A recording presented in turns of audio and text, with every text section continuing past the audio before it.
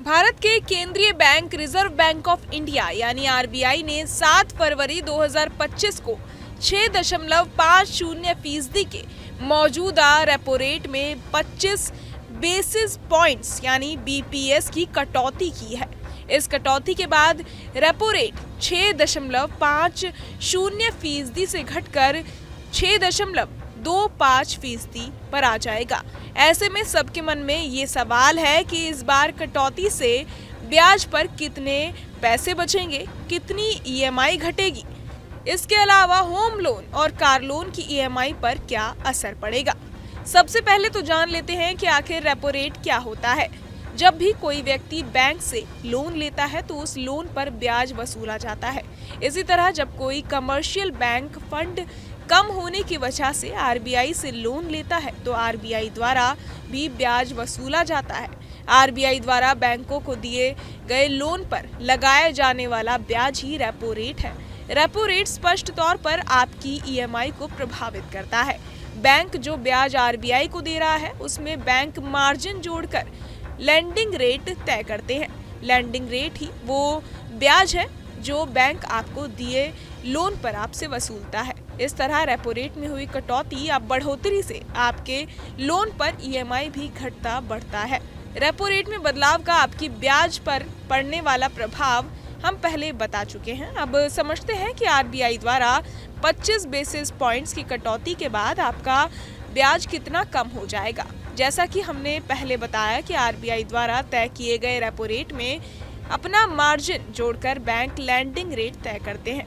उदाहरण के लिए मान लीजिए कि मौजूदा रेपो रेट 6.25% है, जिस पर बैंक 2% का मार्जिन जोड़ते हैं तो आपसे 8.25% प्रति वर्ष जितना ब्याज वसूला जाएगा, जबकि 25 बेसिस पॉइंट्स यानी 0.25% की कटौती के बाद आपका ब्याज घटकर 8% प्रति वर्ष रह जाएगा।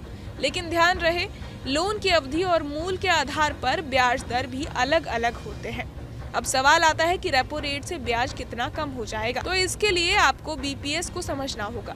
एक बीपीएस या बेसिस पॉइंट का अर्थ 1% का 100वां हिस्सा यानी 0.01% होता है।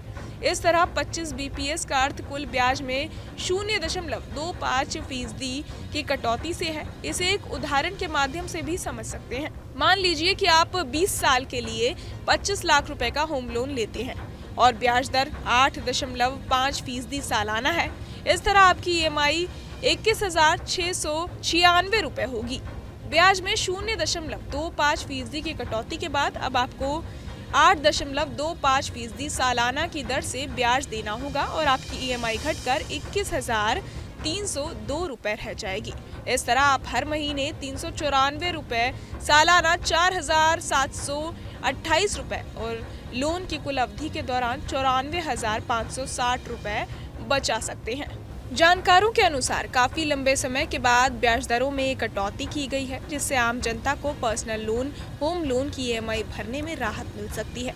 ब्याज दरों में कटौती के कारण सस्ते कर्ज से लोगों पर से ईएमआई का बोझ कम होगा, लेकिन इसके बाद बैंक अपनी लैंडिंग रेट पर किस तरह की कटौती करते हैं ये उन पर निर्भर करेगा। हर बैंक पूरी कटौती नहीं देते। बैंक अपनी वित्तीय स्थिति को देखते हुए अपनी ब्याज दरों को कम करते हैं। इसे भी ध्यान में रखना होगा। हालांकि ये कटौती खपत को बढ़ावा देगी। उन्होंने ये भी कहा कि सरकार इस समय अपने खर्चों को कम करके आम लोगों के हाथों में पैसा दे रही है, जिससे घरेलू खपत को बढ़ाने के साथ धीमी होती अर्थव्यवस्था को गति में भी बढ़ावा हो सके। यही कारण है कि बजट 2025-26 में सरकार ने आयकर से छूट के दायरे को बढ़ाकर 12 लाख रुपए करने का ऐलान किया। अगर किसी व्यक्ति ने 50 लाख रुपए का लोन 8.5% की ब्याज दर से 20 साल के लिए लिया है तो आरबीआई की ओर से 0.25% की कटौती की घोषणा के बाद उसकी ईएमआई कम हो जाएगी।